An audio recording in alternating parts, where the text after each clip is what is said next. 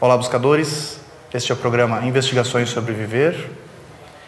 E o tema de hoje é um tema que acredito que desperta a curiosidade de muita gente. Foi, inclusive, um dos temas que me despertou para essa busca espiritual, né, para investigar sobre esses assuntos, que é a vida após a morte. Acho que é uma pergunta que todos se fazem, acredito que seja uma curiosidade que todos tenham. Todos nós, em algum momento, pensamos nesse assunto. Todos temos entes queridos, amigos que já partiram e que acabam trazendo essa reflexão para a nossa mente, né? Será que existe vida após a morte? E se existe, como que ela acontece? Né? O que, afinal, acontece depois que deixamos essa vida corpórea? Então, eu trouxe algumas reflexões embasado na literatura teosófica, como é a proposta, mas farei também alguns paralelos com outras tradições, como o cristianismo, o budismo e também o próprio espiritismo, que é muito popular no Brasil, muitos conhecem, né, a visão que eles apresentam. Então vou trazer alguns paralelos, né, o que é parecido, o que é diferente, para a gente poder ter um comparativo. Inicialmente, duas perguntinhas então, para dar início aqui ao nosso diálogo. Há vida após a morte? Então essa grande pergunta, né? E nós temos só uma vida? Acho que também é outro tópico aí que muita gente se indaga.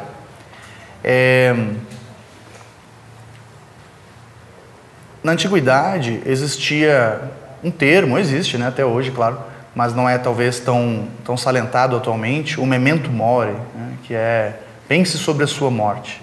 Então, é uma reflexão, parece meio mórbida, assim, nossa, por que eu vou ficar pensando nesse tema? Porém, essa reflexão, ela nos traz a consciência da nossa própria mortalidade, que nós estamos aqui, nós temos um tempo limitado e finito, e muitas vezes nós ficamos remoendo coisas que já aconteceram, ficamos presos a rotinas de pensamento que nos trazem sofrimento, que trazem sofrimento aos que estão ao nosso redor, e deixamos de focar na essência. Então eu acredito que esses temas são importantes para a gente refletir. Bom, para tentar responder dentro, claro, da limitação do meu discernimento, essas questões na visão teosófica, eu trouxe aqui uma imagem que, para quem está familiarizado, então, são os 7 princípios do ser humano. Aqui está apresentado um pouquinho diferente, né? Está como 7 corpos, que é mais popular, mas eu achei essa imagem bem didática para utilizar, então eu vou utilizar ela. Alguns autores apresentam essa configuração um pouquinho diferente, né? A Helena Blavatsky apresenta, que foi a primeira que trouxe esse assunto à tona, ela apresenta essa nomenclatura um pouco diferente, com algumas variações. Para quem tiver curiosidade, tem uma apresentação que eu fiz só sobre isso, está no canal Suprem, no YouTube, pode ser encontrar, tá? Aqui eu não vou detalhar tanto esse tópico, né, que já foi o tópico de outra apresentação, e também a gente não ia conseguir focar no tema central de hoje. Mas muito bem, então aqui a gente tem, né, a Constituição Septenária do Ser Humano, apresentada na nomenclatura que é mais conhecida. Essa aqui já é a nomenclatura apresentada pela segunda geração ali dos escritores, dos autores vinculados à história da sociedade teosófica, né? E a gente tem ali então um corpo físico e tem mais seis categorias ali que eu vou falar um pouquinho sobre algumas delas para tentar explicar então o que supostamente acontece, né? Claro que todos nós só vamos saber quando a hora chegar. Porém, o que esses autores, o que esses místicos clarividentes dizem sobre o que nos aguarda a todos, né? Então, na visão teosófica, o ser humano é como se ele tivesse organizado em camadas. É como se fosse um foguetinho, quando a NASA lá lança um foguetinho no espaço, vai caindo os pedacinhos, né? Então ele sobe, aí depois cai um pedacinho, aí cai outro pedacinho, até que fica só Só a pontinha dele lá que vai para... que sai ali, né, da atmosfera. E, na visão teosófica, é um pouco parecido o ser humano. Então, nós seríamos ali esse foguetinho e nós temos várias camadas. E nós não nos despimos de todas elas instantaneamente, no momento do desencarne corpóreo.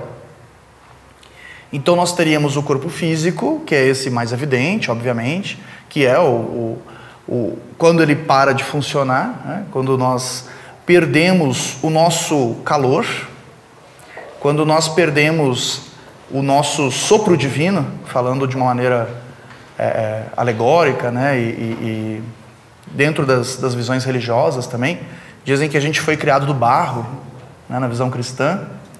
Eu entendo que esse barro é a própria matéria desse planeta, porque nós somos, de fato, feitos da matéria do planeta. Nós somos parte da vida do planeta, né? Atualmente aí nós estamos vendo, né, a reação da natureza para a maneira como a gente trata ela, e a gente esquece que nós somos uma vida vinculada a tudo isso, né? Nós não somos de maneira alguma separados. Então nós somos criados desse barro, dessa matéria, dessa energia, e segundo o mito cristão, né, a gente recebe o sopro divino, né? Eu entendo que esse sopro, então, seria o que se pode chamar de alma, e eu entendo ele também relacionado ao calor, né? Quando o nosso corpo cessa as atividades dessa vida, imediatamente a gente perde esse calor, né? Você toca, o corpo já não é mais malhável, já não é mais flexível, já não é mais quente, está ali, né? Encerrou as atividades. Isso do corpo físico.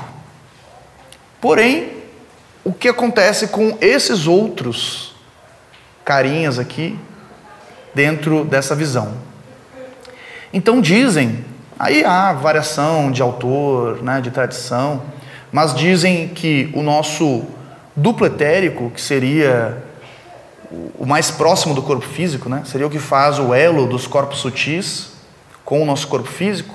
Alguns chamam também como se ele fosse um tanque de combustível, porque o duplo etérico é o veículo do prana. Então o prana seria a energia do corpo, né? Seria a energia que nos faz ficar vivo aqui, né? A fonte original do prana seria a luz do sol, e aí a natureza trata de fazer as conversões, né, que a gente precisa. Então o reino vegetal faz a fotossíntese e assim por diante. A gente se alimenta do reino vegetal e assim por diante, né? Aí nós temos energia para essa vida. Aqui cabe um parênteses, então, que algumas tradições dizem que esse duplo, ele sobreviveria um pouco além do tempo do corpo físico. Então, aquilo que eu falei, né? Nós morremos em etapa. Há quem diga que demora 36 horas, outros dizem até 48 horas, para ocorrer essa segunda fase de desconexão, digamos. E o parênteses que eu gostaria de fazer aqui é o seguinte, que uma complicação que a gente tem quando alguém abrevia a sua partida, digamos assim, é que esse duplo ainda teria combustível para mais um tempo de jornada. Então, por que dizem, né, que o suicida, né, por que ele teria que enfrentar ali um tempo de perturbação, digamos assim, e que alguns dizem que é o tempo que ele ainda teria para viver. Justamente por isso, porque não morre completamente, né? Morre pela metade. Esse duplo etérico ainda está funcionando. Então ele continua vinculado ao corpo físico, enfim, tem uma série de consequências. E existe também um conceito que os espíritas trazem, eu acho bem interessante, que eles falam do tal do suicida involuntário, né? Que eles falam quando a pessoa abrevia a vida involuntariamente, através dos hábitos de vida, de vícios e assim por diante. Então, a pessoa ali tinha, digamos, prana para viver 80 anos e acaba partindo antes. Então, também traria uma certa complicação nesse sentido. É importante salientar, né, que Esse processo que eu vou descrever hoje aqui de pós-morte, né, na visão teosófica, a Blavatsky, né, e outros autores dizem que, segundo as tradições orientais, seria um processo relativamente rápido. Porém, eles estão falando de orientais de séculos atrás, né, de milênios atrás. Né? Eu não sei se o nosso estilo de vida hoje, se ele facilita esse processo. E vocês vão entender quando eu explicar melhor aqui o porquê que eu estou falando isso, certo? Então, mas numa situação normal, dizem que essa segunda morte, digamos assim, né? Ou esse desligamento, essa finalização da primeira morte, podemos dizer assim, do corpo físico e do duplo etérico, ocorreria ali entre 36 e 48 horas em uma situação normal. Porém, há exceções, né? Como eu falei aqui. E, segundo os orientais, né, algumas práticas poderiam facilitar esse processo, como a própria cremação. Então, por isso que na Índia, por exemplo, que é a fonte, né, dessas informações aí, o pessoal crema os corpos, que facilitaria ali esse processo, essa experiência pós-vida. Uma outra terminologia que é bastante popular no espiritismo, né, que é bem popular no Brasil, o espiritismo fala do tal do umbral, né, que seria uma fase, ali, um período. Na visão teosófica, eles descrevem até como um local, né, quase faz uma analogia ali ao inferno cristão. Né. Na visão teosófica é um pouco diferente. Umbral, a origem da palavra umbral significa limite. Então, sempre que a gente vai passar por uma transição entre dois estados de consciência, a gente cruza um umbral. Inclusive tem isso na literatura, né? A literatura ocultista fala sobre isso, né? O guardião do umbral, a travessia do umbral, que é isso, né? Então é um limite entre dois estados de consciência. Então, quando a gente deixa esse corpo, né? Deixa esse mundo aqui, a gente passa por esse processo. Inclusive ainda quando estamos no mundo físico ainda. Quem nunca percebeu quem nunca conviveu, né, com uma pessoa que está nos últimos dias ali, e a pessoa daqui a pouco está super mal e de repente ela dá aquela melhorada, né, ela fica super lúcida, começa a falar do passado, a memória de repente funciona super bem, até um dia antes a pessoa já não lembrava de nada. Então, está se preparando, né? Está se preparando para fazer essa travessia, essa mudança de consciência. E, como eu disse, então, o quanto tempo que vai durar essa travessia, essa transição, é mais uma transição, né? Depende da pessoa e das experiências da pessoa e como também que ela encarou a vida e também como que ela encarou a própria morte. É por isso que a gente fala desses assuntos. Aliás, dizem que muito das tradições orientais, os budistas falam muito isso, né? Que eles se preparam para a morte. Eles passam a vida se preparando para a morte. Ah, mas por que isso, né? Parece, vou desperdiçar a vida, né? Se preparando para a morte. Mas tem dois motivos, né? Uma que vai facilitar esse período e outra que, para quem é adepto de uma visão reencarnacionista, e a visão teosófica é uma visão reencarnacionista, né? Então já adiantando que o conceito que eu vou trazer aqui é dentro dessa ótica, né? Então a gente reencarna, a gente volta, mas é importante salientar, segundo essas tradições e esses autores, como que a gente volta. Não é um processo tão simples assim. Mas se preparar para a partida também tem a ver com quem acredita em reencarnação, se preparar a próxima vida. Isso é importante de salientar, que de acordo com esse conhecimento, a próxima vida, nós estamos agora construindo ela. A próxima vida, ela não é obra do acaso. Óbvio que ela vai ter que se adaptar às condições de como o mundo estará quando a gente voltar, obviamente, né? Que você tem a questão do karma coletivo, não é só o karma individual que atua. Porém, as condições do karma individual, nós estamos agora preparando. Aí cabe uma reflexão, né? Será que a gente está preparando uma vida tranquila ou será que a gente está se complicando mais ainda, né? Não sabemos, né? A gente tem que refletir para avaliar isso. Bom, então, voltando, né? Nós temos a morte do corpo físico, nós temos depois essa morte do duplo etérico, que pode demorar mais ou menos conforme as condições. E depois nós entramos no que é popularmente conhecido como plano astral. E Masa Blavatsky traz um termo em sânscrito que é bem interessante de refletir, é o kama loka. O pessoal até brinca, né? É uma cama louca, né? Uma cama muito louca. O kama loka. Mas vamos refletir sobre esses dois termos, qual o significado deles no sânscrito. Então, kama significa desejo e loka significa local. Então, seria algo como o local ou o mundo dos desejos. O que se popularmente conhece como corpo astral, né? Está até escrito ali, né, entre parênteses, ali, emocional. Então, o pessoal chama também de corpo emocional. Então, ele seria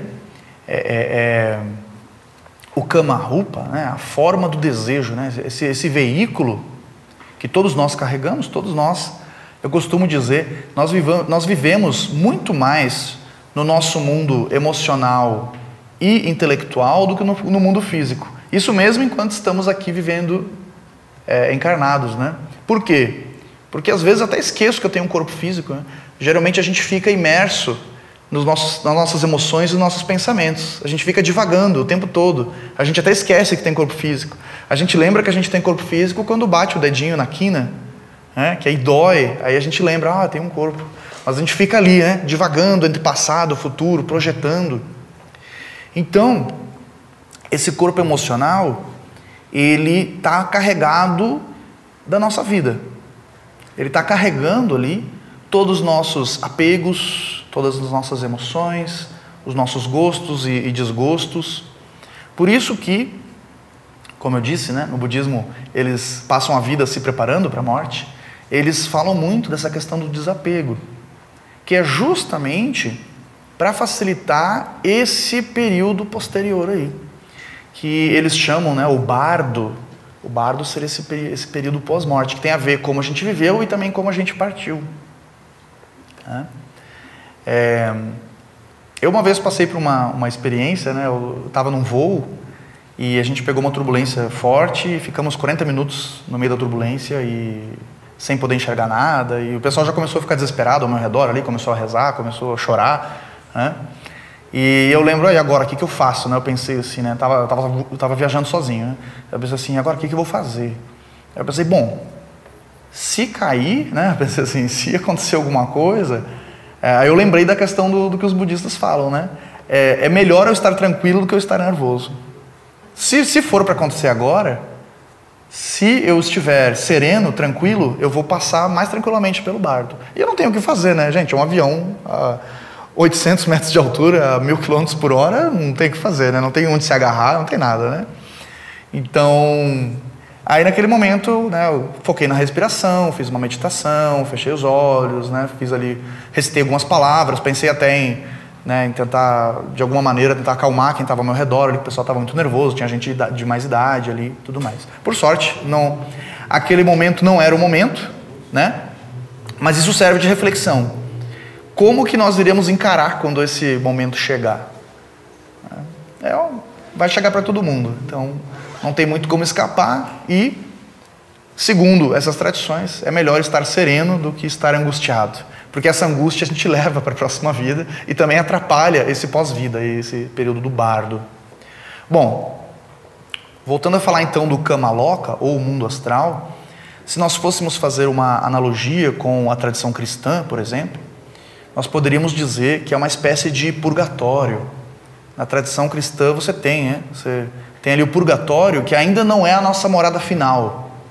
Ele é ainda um período de transição. E na visão teosófica, o mundo astral ele também é parecido. É um período de transição. Como eu disse, os ensinamentos antigos do Oriente dizem que ele é relativamente rápido. Porém, eu não sei se para o nosso estilo de vida atual, ou contemporâneo, ocidental, se é tão rápido assim, já que nós vivemos, né, uma sociedade de consumo e somos muito apegados às coisas. Nós queremos, inclusive os budistas dizem, que é a causa do sofrimento aí, Por quê? Porque nada dura, tudo está em constante transformação, em constante mudança. E nós queremos que as experiências acabem se repetindo eternamente. Então, se eu tenho uma experiência agradável agora, né, estamos aqui conversando num ambiente agradável, protegido, seguro, está sendo uma experiência agradável. A gente quer que isso se repita eternamente, mas isso não vai se repetir eternamente, né? Então, mesmo que a gente se reúna aqui em outro momento, vai ser uma outra experiência, vai ser diferente. Mesmo que se reúnam as mesmas pessoas, com o mesmo propósito, para falar do mesmo assunto, já será uma outra experiência. O que pode nos causar sofrimento, né? Ah, poxa, eu queria que a experiência fosse igual, mas nunca é igual. Então, isso acaba causando sofrimento no nosso dia a dia, e quando a gente fala em temas mais abrangentes, como pós-vida, em várias vidas, então causam a proporção, né, do sofrimento é maior. Bom, então nós habitaríamos esse mundo das emoções por um certo período, até que se esgote a nossa energia emocional. Agora acho que caberia outra reflexão, né? Quanto será que está carregada a nossa energia emocional? Será que eu vou conseguir lidar com ela em algumas horas, em alguns minutos, em alguns anos, em alguns meses, em muitos anos? Não sei, né? A gente só vai saber quando acontecer, mas cabe a gente trabalhar ela desde agora, porque na verdade todo esse processo aí é uma consequência do que a gente vive agora. É o que eu falei antes, né? Do budista se preparando para a morte. Então agora a gente está construindo esse bardo e também construindo essa próxima vida. Eu tinha colocado uma pergunta aqui antes, que era se a gente tinha só uma vida, ou várias, né? E na visão teosófica, eu diria que é um pouco dos dois. É um pouco dos dois. Ué, mas está se contradizendo, né? Acabou de falar que existe reencarnação. Porém, na visão teosófica, realmente existe reencarnação. Porém, aquilo que reencarna é tão somente uma essência. Os budistas falam de um contínuo mental. Eles nem falam em alma, né? Eles nem acreditam que o átomo existe, né? É anátma, né?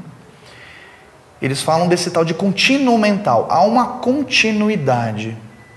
Porém, não é exatamente a mesma pessoa que volta. Isso é importante também, acredito que é importante para a gente pensar o quanto essa nossa vida, apesar da reencarnação existir nas suas condições, o quanto essa vida é única. E ela é única. Cada momento é único. E essa vida é única. Porque, de fato, para quem acredita que a vida é só uma, não está totalmente errado. Porque o Charles, por exemplo, nunca mais vai existir. Há uma essência que, segundo esses ensinamentos, sobrevive. Mas não é a mesma pessoa. Eu não voltarei em outro corpo. Algo irá sobreviver. Mas não é exatamente a mesma pessoa. Lembrem do foguetinho, né? Então tem várias camadas ali que deixarão de existir. Eu havia colocado aqui uma imagenzinha, né? Mas é meramente ilustrativo, né? O plano astral, o Kamaloka, né? Também poderia ser comparado ao mundo dos sonhos. Então, quando a gente sonha, a gente está no mundo astral, né? No plano astral. E assim como os sonhos, é muito particular de cada um. Como eu disse, é o mundo das emoções, não é um mundo físico como esse. Embora, na tradição teosófica, se diga que é matéria, porém matéria mais sutil. Ele é material, ele ainda não é um mundo espiritual. Isso é interessante, né? Porque geralmente se pensa no mundo astral como um mundo espiritual. E na visão teosófica, ainda não é. Ainda não chegamos lá. Ele ainda é feito de matéria, porém matéria mais sutil. Matéria mais maleável. Se fôssemos fazer uma comparação, seria como a água, que tem o seu estado sólido, líquido e gasoso, né? Então tem os estados da matéria. Da mesma maneira, nós temos então o corpo físico mais denso, nós temos nosso corpo astral mais sutil, né? Geralmente ele é relacionado à água, né? Que é essa questão de ser maleável, natureza plástica, e os nossos pensamentos, que na visão teosófica também são substância, também são feitos de matéria, também sobrevivem, a gente cria, né? Cada pensamento nosso é um entezinho, uma entidadezinha que a gente cria e fica ali, pode nos influenciar, dependendo como a gente retroalimenta ele, como se fosse um fantasminha. A gente já viu aquele desenho animado que tem, às vezes tem um bichinho desse lado, os dois falando no nosso ouvido, né? Dizem, né, que a cabeça vazia é a oficina daquele cara lá. Né? todo mundo sabe, né? Não precisa mencionar. E é um pouco isso. Então, esse pensamento, né, essas emoções e esses pensamentos criam o que se chama na tradição teosófica de elementais artificiais, formas de vida autônomas, autômatas. Mas devido a essa natureza plástica, então por isso que eu falei que a imagem aqui é meramente ilustrativa, porque nós criamos esse nosso purgatório. Nós criamos como que vai ser esse pós-morte aí. Assim como nós criamos nos nossos sonhos. O Yogananda, ele tem uma fala curiosa, né? Ele diz assim: esse mundo aqui não é tão impressionante assim. Quando vocês sonham, vocês criam mundos como esse. Eu acho tão curioso isso, né? Não fiquem tão impressionados. Vocês criam esses mundos nos sonhos, né? E a gente cria. Tem um filme que eu acho muito didático, embora bem triste, né? Um drama bem tenho dificuldade de assistir. Eu já assisti várias vezes, mas cada vez é difícil. Que é O Amor Além da Vida. Quem já viu esse filme? E ele mostra, né, o pós-morte bem dessa maneira, maleável. Né? Então, conforme o que ele acreditava em vida, é como se apresenta o pós-morte para ele. Esse filme é muito bonito, né? Só que é uma história bem triste. Eu botei uma imagenzinha aqui também do que viria depois. Então, se estamos falando que o plano astral seria uma morada temporária, seria equivalente ao purgatório da tradição cristã, mas então o que viria depois? Então, o que viria depois, segundo esses autores, seria o que se chama de Devachan ou Devachan, que a gente poderia fazer uma analogia com o paraíso, né? Seria o nosso repouso cíclico. Repouso, mais ou menos, né? Porque a gente não tem muito como entender como seria esse Devachan, né? Porque nós estamos num mundo tão diferente, nós estamos num estado de consciência tão diferente daquele que é difícil para nós imaginarmos. Mas o que se diz então é que quando se esgota essa energia emocional, então nós entraríamos, né, alguns chamam de plano mental superior, ou paraíso, ou Devachan, Devachan. Devachan a gente poderia talvez tentar uma tradução aí como lar dos devas, lar dos anjos, lar dos deuses. E a gente fala repouso porque, segundo Blavatsky, todas as nossas perturbações da vida. Como assim perturbações? Bom, a nossa preocupação com nossos filhos, nossos medos, todos nós temos, né? Vários medos, né? Medo de perder o emprego, medo de perder os entes queridos, a gente tem toda essa carga emocional que causa sofrimento no ser humano. Então, aquilo que vai ficar para a próxima vida, que a gente não conseguiu resolver nessa, vai ficar nos esperando o final desse repouso cíclico. Então, o que a Blavatsky diz é que não entra lá, né? Então, quando a gente chega nesse estado, todas as perturbações, tudo aquilo que poderia nos perturbar, fica nos esperando para a próxima vida. Vai configurar, vai trazer a configuração, é o template ali que vai configurar o nosso corpo físico, vai determinar que tipo de família a gente vai reencarnar, né? E assim por diante. Por isso, repouso. Mas isso não quer dizer exatamente uma inatividade. A gente continua ativo de outra maneira. É difícil dizer como, né? Mas às vezes os autores comentam, né, que Lá é que nós estaríamos vivos, e aqui é que não. Lá seria a vida verdadeira, e aqui seria uma sombra, se usa esse termo, né? Aqui seria uma projeção dessa alma, né? Dessa essência. Lembrando que a visão teosófica é uma visão não dualista. Então, tem essas camadinhas, né? Então, essa parte, esses 4 últimos aqui, corpo mental inferior, corpo astral, duplo etérico e corpo físico, seriam o que se chama de quaternário inferior. Então, essa parte, ela morre de verdade, ela deixa de existir. Ah, mas ela volta na próxima vida. Não, não volta. Na próxima vida vai ser feito novo, é que nem trocar de carro, né? Então você trocou, você vai vir com outro carro. O motorista é o mesmo, mas vai vir com outro carro. Por isso que eu falei que, para quem acredita que de fato nós temos só uma vida, num certo sentido sim. Porque nós não preservamos, claro que no nível acástico, todos os registros, tudo que a gente fez está lá, né? Dá para os ocultistas que têm essa capacidade aí podem acessar, mas não é o caso da maioria, né? Então, boa parte aí das experiências que a gente teve se perdem, são descartadas por esse ciclo aí de reencarnação. O que a gente leva para o Devakan, e é o que conta para nossas reencarnações, são as experiências significativas. Tudo aquilo que a gente faz de maneira banal, que a gente faz só de corpo presente, né? Eu estou aqui, mas estou pensando em outra coisa. Já está desconectado, não está integral, não está aqui de verdade. Quais seriam essas experiências significativas? São justamente aquelas onde nós estamos de fato presentes.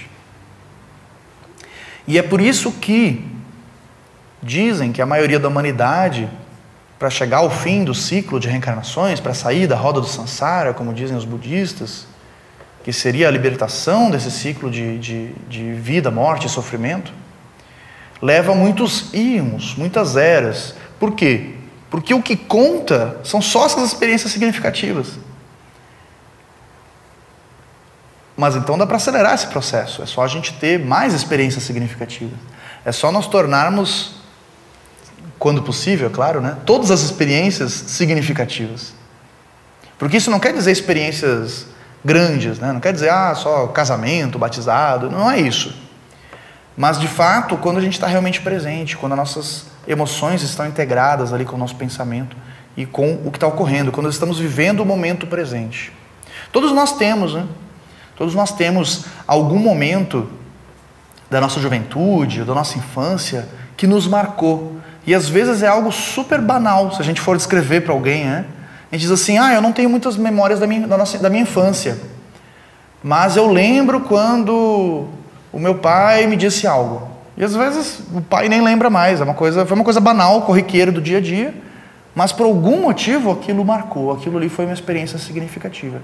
Então é muito relativo o que é significativo para nós ou o que não é.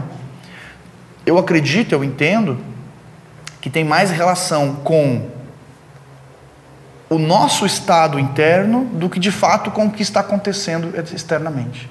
É mais como nós estamos encarando essas experiências do que de fato a experiência em si.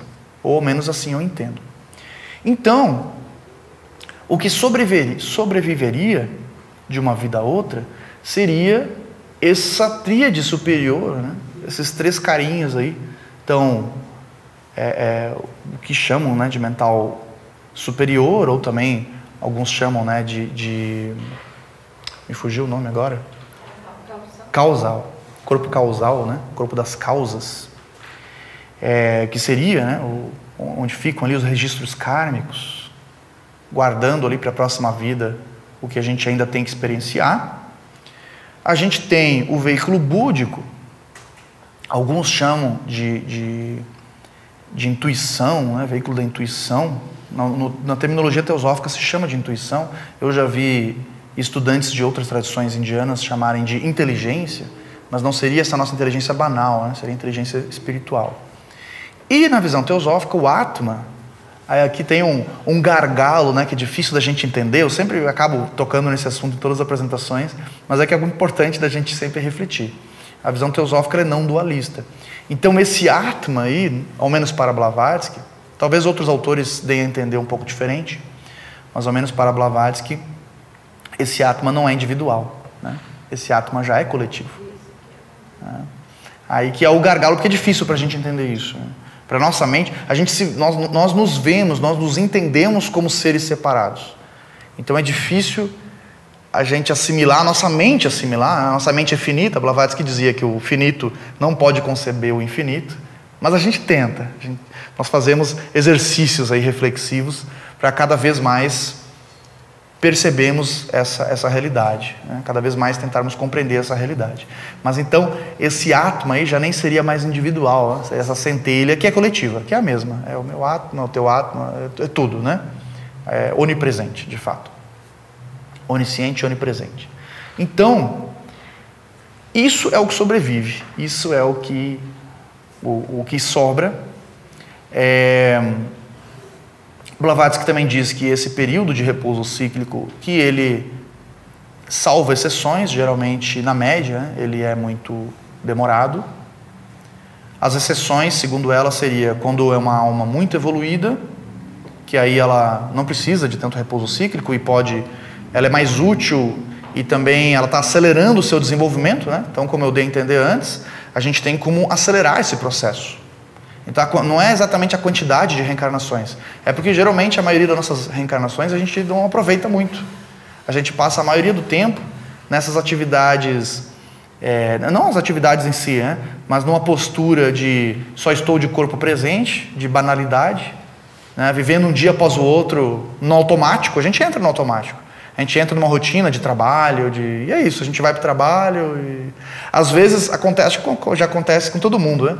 Às vezes você sai de casa para fazer alguma outra coisa e quando vê você está fazendo o caminho do trabalho, você está distraído, né? E você faz todo dia o mesmo caminho, quando você vê, você está lá na porta do trabalho. Não, hoje é domingo, hoje eu ia em outro lugar. Não era para cá que eu estava. Então a gente está no automático.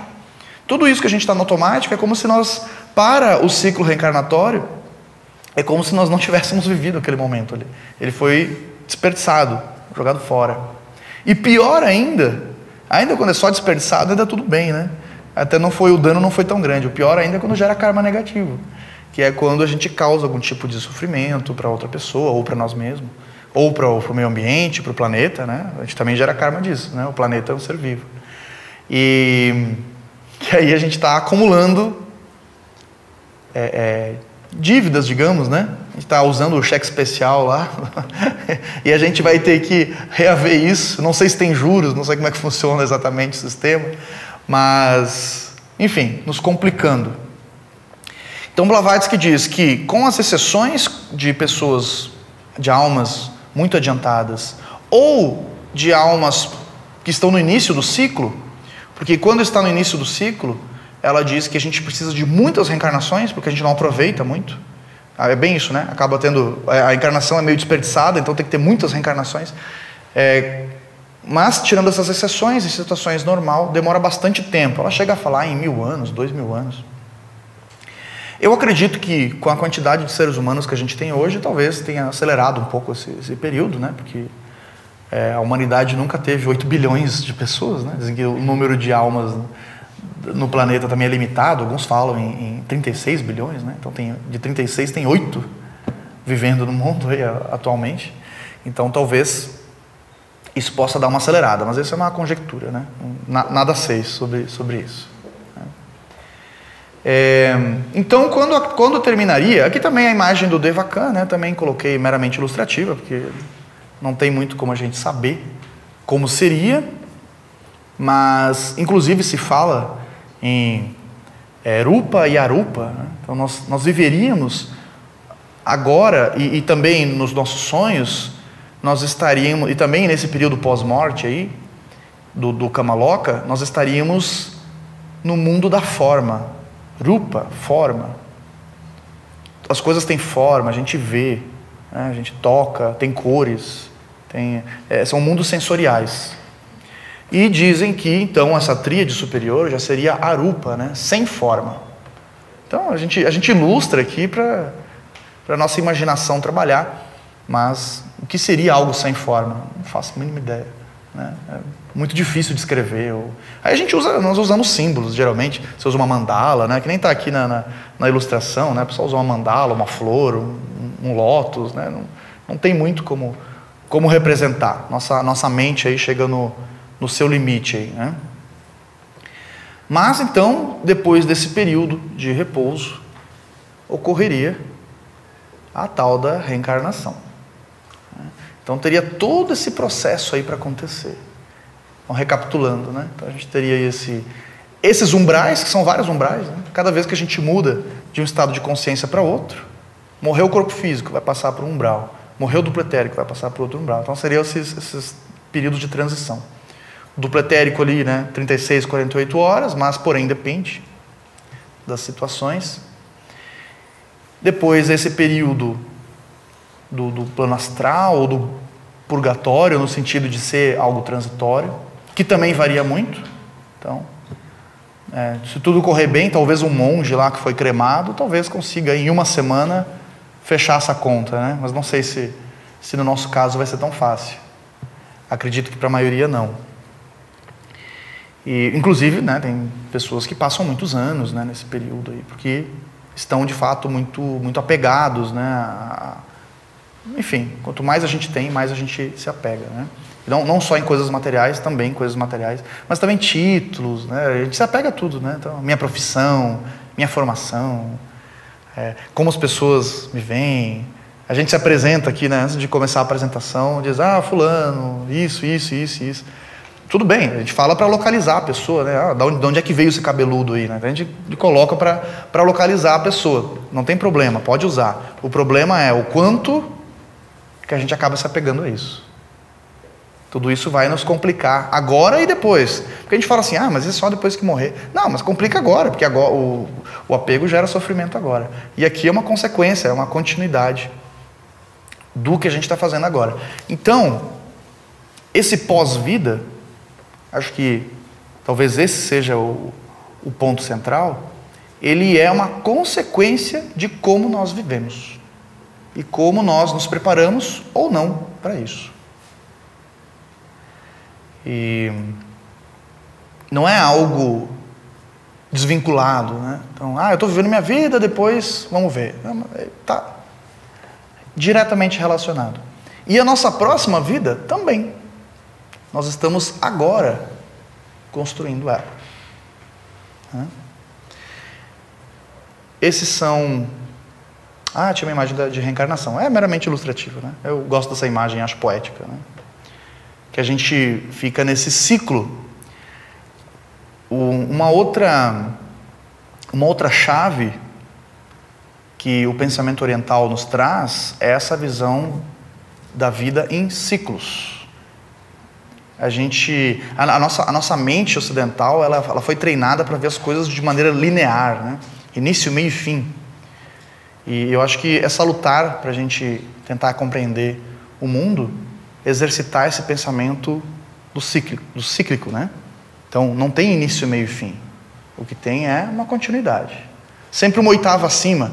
A roda do Sansara, ela é representada muitas vezes por uma espiral, né? Então, a situação se repete, mas sempre uma oitava acima. Sempre é igual, mas é diferente. Não é exatamente igual, né? Então, era mais ou menos esse o recado que eu queria trazer para vocês. Obrigado pela atenção, estou aberto a perguntas. Gratidão a todos.